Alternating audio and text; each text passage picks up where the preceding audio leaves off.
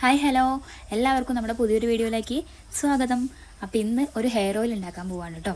നമ്മുടെ തൊടിയിൽ നിന്ന് കിട്ടുന്ന സാധനങ്ങളൊക്കെ വെച്ചിട്ട് നമ്മുടെ വീട്ടിൽ നിന്ന് തന്നെ സിമ്പിളായിട്ട് ഉണ്ടാക്കാൻ പറ്റുന്ന ഒരു ഹെയർ ഓയിലാണ് ഇന്ന് ഞാൻ ചെയ്യാൻ പോകുന്നത്. കുറേ ദിവസമായി ഉണ്ടാക്കണം എന്ന് ഞാൻ കരുതുന്നു, പക്ഷേ ഇന്നാണ് അതിന് പറ്റിയത് കേട്ടോ.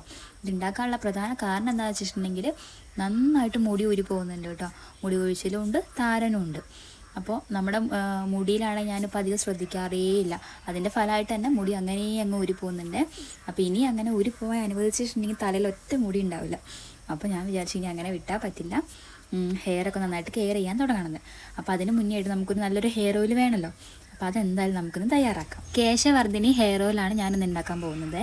അതിന് മുൻപേ നമ്മുടെ ചാനൽ ആദ്യമായിട്ട് കാണുന്ന കൂട്ടുകാരുണ്ടെങ്കിൽ ചാനലൊന്ന് സബ്സ്ക്രൈബ് ചെയ്ത് സപ്പോർട്ട് ചെയ്യണേ. വീഡിയോസ് ഇഷ്ടപ്പെടുകയാണെങ്കിൽ ലൈക്കും ഷെയറും കമൻറ്റും ഒക്കെ ചെയ്യണം കേട്ടോ. അപ്പോൾ നമുക്ക് വീഡിയോയിലേക്ക് പോകാം. അപ്പോൾ ഞാനിത് ആദ്യം തന്നെ ചെമ്പരത്തി പൂ പറിക്കാൻ പോയിട്ടുണ്ട്. 5 ഇതളുള്ള ചെമ്പരത്തിയാണ് പറിക്കുന്നത്.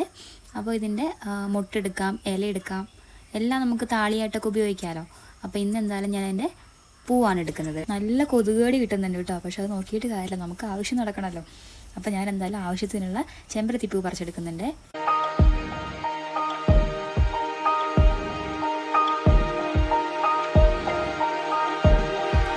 അടുത്തായിട്ട് നമ്മൾ എടുക്കാൻ പോകുന്ന തുളസി ഇലയാണ്. ഇത് തലയിലെ പേനും തലയിലെ താരനൊക്കെ കളയാനായിട്ട് നമുക്ക് ഉപയോഗിക്കാം കേട്ടോ. അപ്പം നമുക്കത് പറിച്ചെടുക്കാം.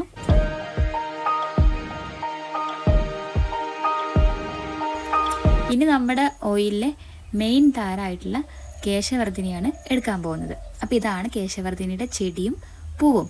ഒരു ജമന്തി പൂ പോലെയാണ് കേട്ടോ ഇതിൻ്റെ പൂവ്. നല്ല ഭംഗിയാണ് കാണാൻ. നമുക്കിതൊരു മെഡിസിനൽ പ്ലാന്റ് ആയിട്ടും നമുക്ക് നമ്മുടെ പൂന്തോട്ടത്തിലെ ഒരു ചെടിയായിട്ടൊക്കെ നമുക്ക് നട്ട് വളർത്താവുന്നതാണ്. പെട്ടെന്ന് തന്നെ ഉണ്ടാകുന്നതാണ് കേട്ടോ ഈ ചെടി. പേര് പോലെ തന്നെ ധാരാളം മുടി ഉണ്ടാവാൻ ഹെൽപ്പ് ചെയ്യുന്ന ഒരു ചെടിയാണ് കേട്ടോ ഈ കേശവർദ്ധിനി. ഈ കേശവർദ്ധിനിക്ക് വേറെയും പേരുകളുണ്ട് കേട്ടോ.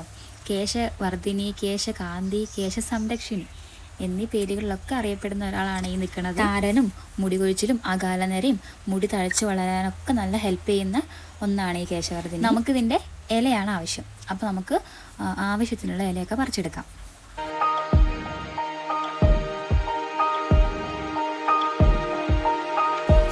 അടുത്തായിട്ട് നമ്മൾ എടുക്കുന്നത് പനിക്കൂർക്കൽ അല്ലെങ്കിൽ കഞ്ഞിക്കൂർക്കൽ എന്നൊക്കെ പറയുന്ന ഒരു ഔഷധ സസ്യമാണ് കേട്ടോ.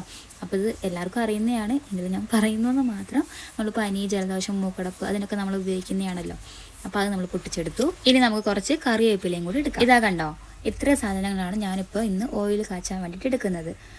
ചെമ്പരത്തിപ്പൂവ്, തുളസിയില, കേശവർദ്ധിനിയില, പനിക്കൂർക്കൽ, കറിവേപ്പില, ഈ 5 സാധനങ്ങൾ വെച്ചിട്ടാണ് നമ്മളിന്ന് ചെയ്യുന്നത്. ഇതിൻ്റെ കൂടെ നമുക്ക് ഇനിയും കുറേ സാധനങ്ങൾ ആഡ് ചെയ്യാം കേട്ടോ.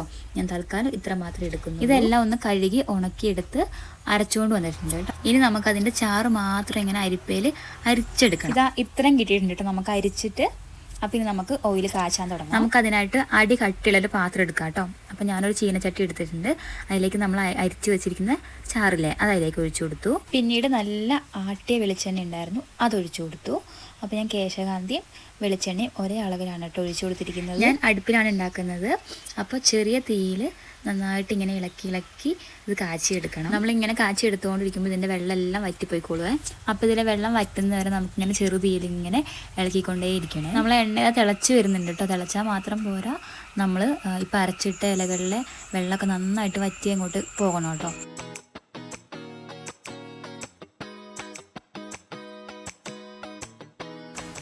എണ്ണയുടെ തിള ഇങ്ങനെ നിൽക്കാൻ തുടങ്ങുകയാണ്.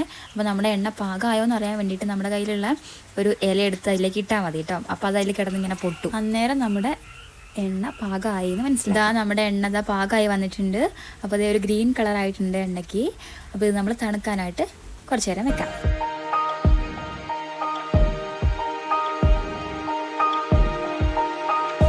ഇതാ നമ്മുടെ ഓയിൽ റെഡി ആയിട്ടുണ്ട്.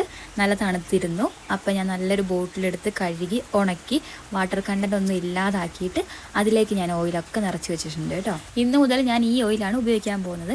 അപ്പോൾ എന്നെപ്പോലെ മുടി കൊഴിച്ചിലൊക്കെ ആയിട്ട് ബുദ്ധിമുട്ടുന്നവരുണ്ടെങ്കിൽ ഇങ്ങനെയൊന്ന് ഓയിൽ തയ്യാറാക്കി ഉപയോഗിച്ച് നോക്കും. ഇതിൻ്റെ കൂടെ ഇനിയും ഒരുപാട് ഇൻഗ്രീഡിയൻസ് ഒക്കെ ആഡ് ചെയ്യാൻ പറ്റും. നീലയാമ്പരി, കറ്റാർവാഴ, കഞ്ഞുണ്ണി, അങ്ങനെ കുറേ സാധനങ്ങളുണ്ടല്ലോ നമ്മുടെ കയ്യിൽ.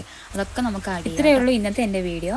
അപ്പോൾ ഞാൻ വീഡിയോ ഇവിടെ വെച്ച് വൈൻഡപ്പ് ചെയ്യാണ്. വീഡിയോസ് ഇഷ്ടപ്പെടുകയാണെങ്കിൽ ചാനൽ സബ്സ്ക്രൈബ് ചെയ്ത് സപ്പോർട്ട് ചെയ്യണം. ലൈക്കും ഷെയറും കമൻറ്റും ഒക്കെ ചെയ്യണം കേട്ടോ. അപ്പോൾ അടുത്ത വീഡിയോ ആയിട്ട് വീണ്ടും വരാം.